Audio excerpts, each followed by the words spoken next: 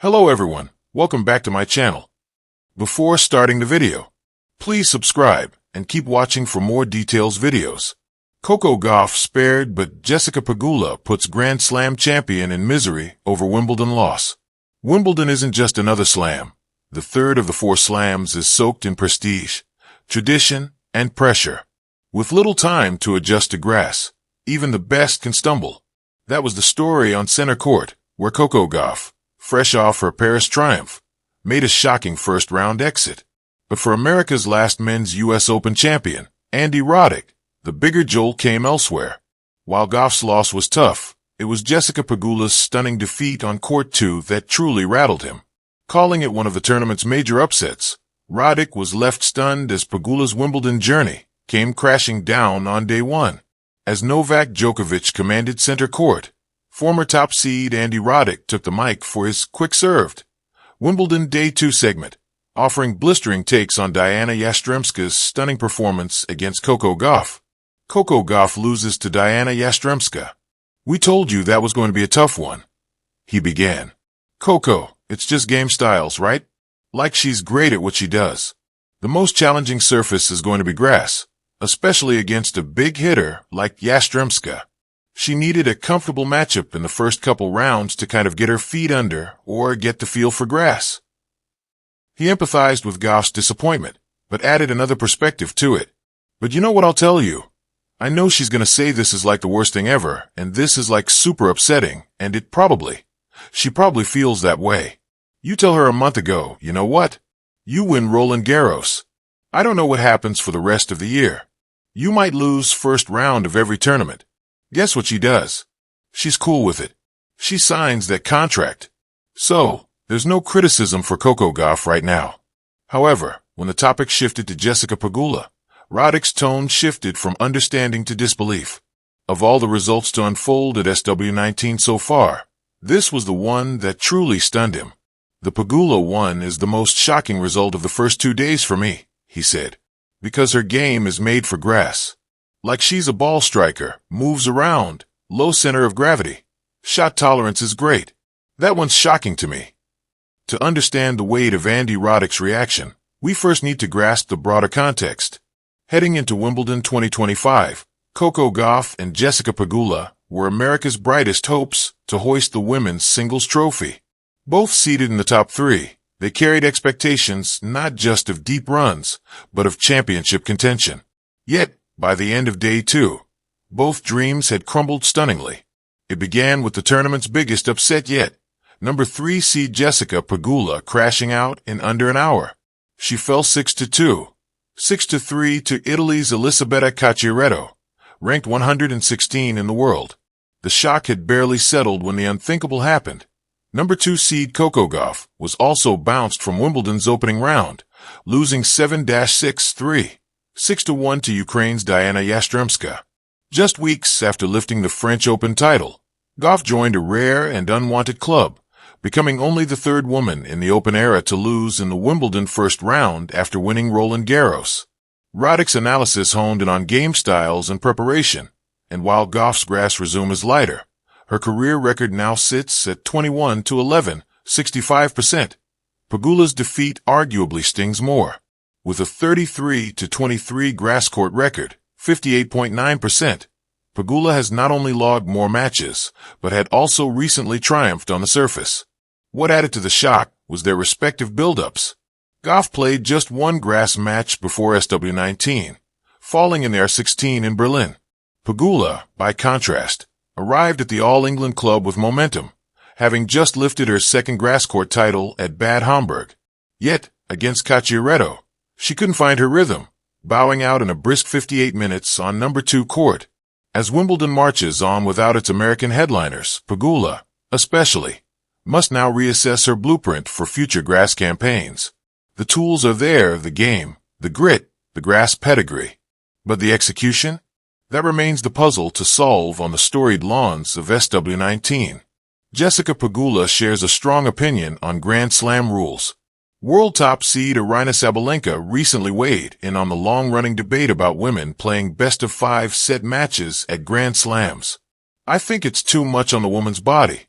"We are not ready for this amount of tennis," she said, echoing a sentiment that continues to spark conversation.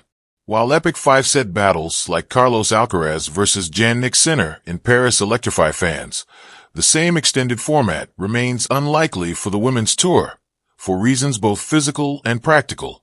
Now, American star and world number 3 Jessica Pegula has added her voice to the debate, following her shocking first-round exit at Wimbledon. In her post-match press conference, Pegula was asked whether she'd be interested in playing best of 5. Her response was clear and bold.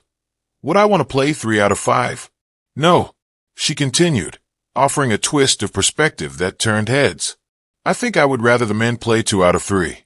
I don't think we all need to start playing 3 out of 5.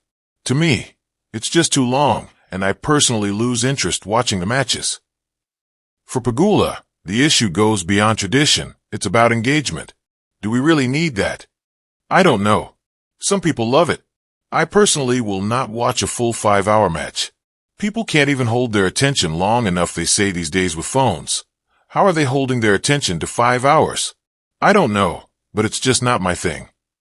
Now, as Wimbledon continues under the London sun, and the green lawns of SW19 bear witness to more twists and turns, Pegula's take adds a bold chapter to the conversation. And with day 3 on the horizon, fans wonder, who will shake the draw next? Wimbledon, London. The rain had stopped. The crowd, hushed by tension and taut with expectancy, watched as Jessica Pegula tightened her ponytail with the same measured calm she used to dismantle champions. Across the net, Coco Gauff's face was awash with relief, not because she had won, but because she hadn't lost.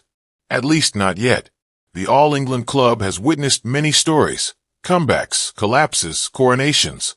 But on this muggy Wednesday afternoon, it bore witness to a different drama, a tale of 2 Americans, once bonded by friendship, now separated by ambition and consequence. One spared by fate, the other unforgiving in her rise. The surprising fallout. Coco Gauff, fresh off her breakthrough U.S. Open win just months prior, arrived at Wimbledon with the weight of expectation stitched into her Nike kit. She was no longer the teenage prodigy. She was a Grand Slam champion, America's tennis sweetheart, and the media darling everyone wanted to see lift the Venus Rosewater dish. But the grass has its own temperament. It offers no loyalty to past glories. After 2 shaky rounds, Gauff narrowly escaped a 3-set scare in the 4th round from a surging qualifier. Her forehand, normally a weapon, betrayed her. Her serve, a work in progress at best, disappeared entirely for 2 games. And just when her knees began to wobble, the skies opened, and rain forced a delay that changed everything. She regrouped, refocused, and emerged victorious. Barely. And that barely mattered. Jessica Pegula had been watching, waiting. Pegula's cold calculus. Unlike Gauff's fiery charisma and electric footwork, Pegula operates with machine-like precision. While Coco soars, Jess stalks. At 31, Pegula has often been dubbed the late bloomer, a title she never asked for but now wears with quiet defiance. Her game lacks the fireworks of Sabalenka or the flair of Swiatek, but her efficiency has become its own kind of violence.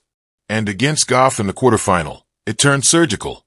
The match, billed as the All-American Clash, quickly shed its drama. Pegula opened with a double break, targeting Gauff's backhand with relentless depth. She knew where Coco struggled, not because of scouting reports, but because she'd seen the fragility up close during practices, warm-ups, Fed Cup weekends. They'd laughed courtside before. Not today. By the end of the first set, Pegula had won 6-2 and broken Gauff's serve 3 times. The crowd tried to rally behind Coco. She gave them glimpses, a running pass here, a lunging volley there. But Pegula was unmoved, her face a mask of controlled aggression.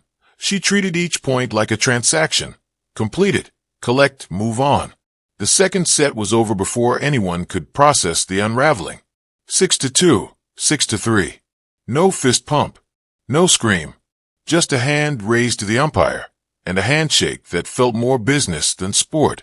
Coco cracks, not breaks. In the post-match presser, Coco Gauff wore a brave face, but it flickered. "I didn't have it today," she said, brushing strands of hair behind her ear. Jess played unbelievable. Credit to her. But it hurts. The word lingered. Hurts. Not disappointment. Not frustration. Hurt. Her eyes welled, just for a moment, before the armor returned. I guess I have to learn how to be hunted now, she added. That's different from being the hunter. And in that line, that offhand admission, lived the emotional nucleus of her Wimbledon experience. For years, Coco chased giants.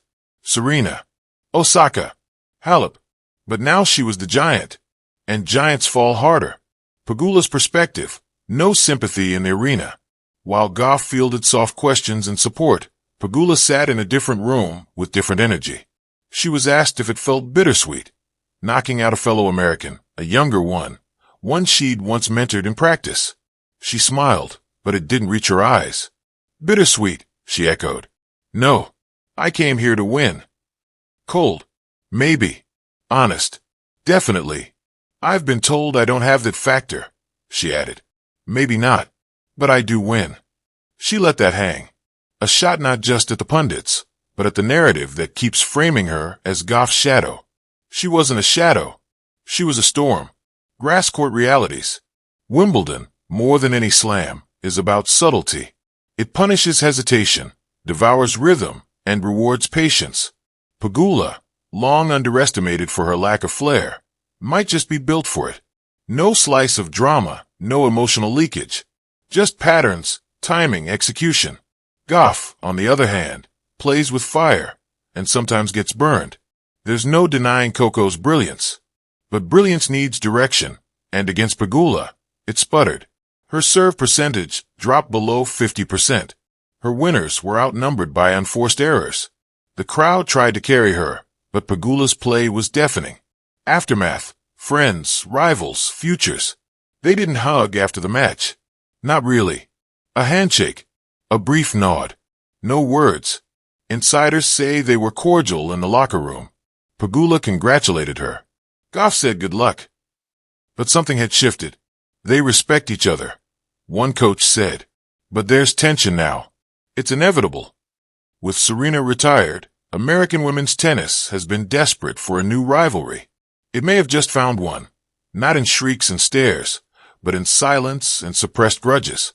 Narratives in collision. For Coco Gauff, Wimbledon was supposed to be the next coronation. A second slam in a year. The future is now story. For Jessica Pegula, Wimbledon was supposed to be another checkpoint. Maybe a semifinal, maybe a strong showing. But after she dismantled Gauff, something cracked open. Not just in the bracket, but in the perception of her career. Suddenly, Pegula wasn't an also-ran. She was the spoiler. The one who put the Grand Slam champion in misery. Not because she hated Gauff, but because she had waited long enough. Closing scene. Shadows and spotlights. In the quiet of center court, long after the match had ended, a few spectators lingered near the ivy-covered walls, snapping selfies and whispering about what they'd seen. Somewhere in the bowels of the stadium, Gauff sat alone with her team, processing. Pegula had already left. No fuss. A tale of two Americans, one spared from early defeat by rain and resolve, the other rising like a phantom, exacting calm, quiet revenge. The torch may have passed to Gauff months ago, but Pegula isn't done carrying her own flame. And at Wimbledon, on that patch of sacred grass, it burned just bright enough to remind the world. Sometimes the future can wait.